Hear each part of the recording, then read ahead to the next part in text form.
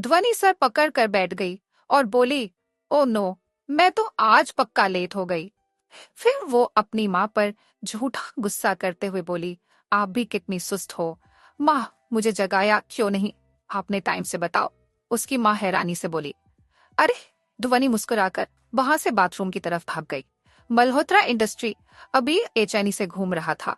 उसके पिता ने उसकी बात नहीं मानी थी और उस लड़की को अभी इससे मिलने के लिए उसके ऑफिस ही भेज दिया था। अभी ने चिढ़ते हुए अपना कोट अपनी चेयर से उठाया और बाहर निकल गया। जब वो बाहर आया तो गार्ड अबीर को सर झुकाकर बोला, सर, आपकी लिफ्ट काम नहीं कर रही है। प्लीज, आज आप कॉमन लिफ्ट यूज कर लो। अबीर को ऑलरेडी बहुत गुस्सा आया हुआ था। वो कुछ कहना तो चाहता था, पर फिर वो अपने दांत पीस कर वहां से चला गया। अबीर कॉमन लिफ्ट की तरफ बढ़ा और जैसे ही लिफ्ट बंद होने वाली थी, तभी उसे एक लड़की की आवाज सुनाई दी, ओ ये मिस्टर रुको। पर वो लड़की जब तक वहां पहुंचती लिफ्ट बंद हो गई थी। उस लड़की ने गुस्से से कहा, ओए गधे, सुनाई नहीं देता क्या? लेट करा दिया पागल आदमी ने। वो लड़की जैसे ही ये कहकर चुप हुई, लिफ्ट का दरवाजा दोबारा खुला और उसने अपने सामने ब्लैक सूट में एक बेहद हैंडसम आदमी को देखा, जो अभी अभी उसके सामने लिफ्ट लेकर ऊपर गया था। अबीर ने गुस्से से उस लड़की को देखा तो वो लड़की मुस्कुराकर अंदर आई और बोली, थैंक्स, आप बहुत अच्छे हैं। अगर आज आप नहीं होते तो मैं तो इंटरव्यू के लिए लेजी हो जाती। अबीर ने उसे एक गुस्से वाला लुक दिया और सामने देखने लगा। वो लड़की कुछ देर तो यहाँ वहां देखती रही, फिर सामने खुद को देखकर कुछ बोलने लगी। हेलो, माई सेल्फ ध्वनि राठौड़। मैं फैशन के लिए डेडिकेटेड हूँ। मल्होत्रा इंडस्ट्री में आना मेरे लिए एक सपने जैसा है। अबीर मल्होत्रा जैसे आदमी के साथ काम करना एक सपना सच होने जैसा है। ये बात कहकर वो जोर जोर से हंसने लगी और अपने बालों को स्टाइल से झटक कर बोली, मेरे साथ काम करके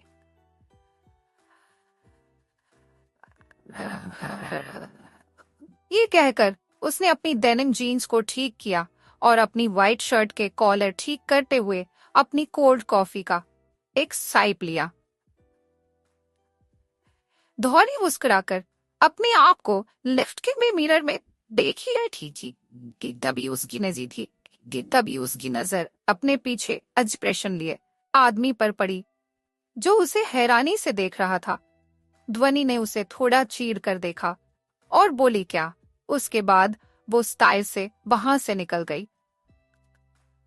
अबीर ने बड़े ही चिड़े हुए एक्सप्रेशन के साथ कहा, क्या नमूना है। इसके साथ तो वही सेकंड पे यह सप्ताह ये कह गए थे। जे जहदर वो बाहर आ गया। ध्वनि उसकी नजर वही बैठी कुछ लड़कियों पर पड़ी जो इस तरह से तैयार होकर आई थी कि वो फैशन डिजाइनर कम खुद मॉडलिंग के लिए आई हो, ऐसी लग रही थी।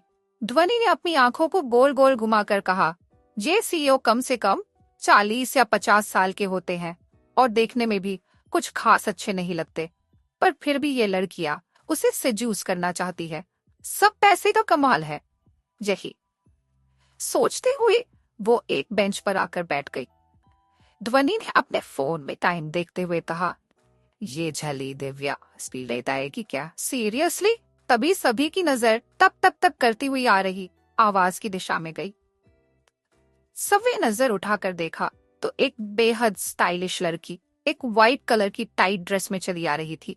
उसने स्टाइल से अपने लंबे बालों में हाथ मारा और मुस्कुराकर आगे बढ़ी। सभी लड़के उसे हसरत और लड़कियां उसे जलन भरी नजरों से देखने लगी। ध्वनि ने अपनी आंखों को गोल गोल घुमाकर कहा, ये यहाँ भी आ गई। शिखा ने भी ध्वनि को एक लुक दिया और बोली, तुम्हें लगता है कि मेरे यहाँ होते हुए तुम्हारा तो कोई चांस नहीं है? Why are you wasting your time? ध्वनि ने मुस्कुराकर कहा, तुम अपनी फेक एलिशस तो संभाल नहीं। उसकी बात सुनकर वहां पर बैठे सब लोग हंसने लगे और शिखा ने अपनी नाक पर गिरी फेक आईलिश को उठाया और बाथरूम की ओर भाग गई। उसने ध्वनि को बेहद बुरा भला कहा। तभी ध्वनि ने देखा दिव्या भी आ गई। उसने एक पिंक कलर का सूट पहना हुआ था जो एक इंटरव्यू के हिसाब से काफी ओवर लग रहा था। सब लोग दिव्या को अजीब नजरों से देख रहे थे।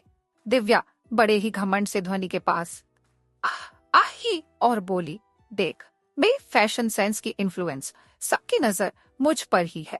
ध्वनि मुस्कुराकर बोली, हाँ, कोई डाउट नहीं है। तभी उसके साइड में बैठी लड़की मुस्कुराकर बोली, हाँ, रणवीर सिंह की छोटी बहन लग रही है। उसकी बात सुनकर सब जोर जोर से हंसने लगे। दिव्या चीढ़ कर बोली, चल हट जलकुकड़ी। वो लड़की हैरानी से बोली, व्हाट जलकुकड़ी, व्हाट्स दैट? ध्वनि ने भी उस तरफ नजर उठाकर देखा तो सामने खड़े उस आदमी को देखकर हैरान रह गई और खुद से बोली, ये तो वही लिफ्ट वाला। बड़ी ही अजीब हुई है। ध्वनि और अबीर की मुलाकात आखिर क्या रुक लेगी? ये लव स्टोरी जानने के लिए बने रहे मेरे साथ।